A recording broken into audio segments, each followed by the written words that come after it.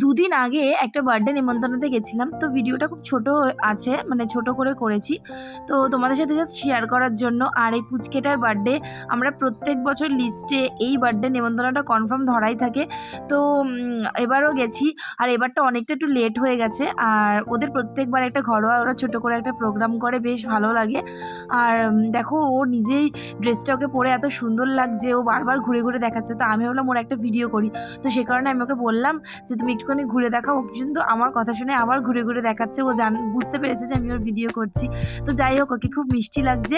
আর তারপরে আমার ছেলে তো ওর কাজ করে যাচ্ছে, যেটা ও এসে প্রত্যেকটা জায়গাতেই করে, মানে বেলুন পেলে পাগল হয়ে যায়। তারপরে আমরা চলে আসলাম খাওয়ার টেবিলে।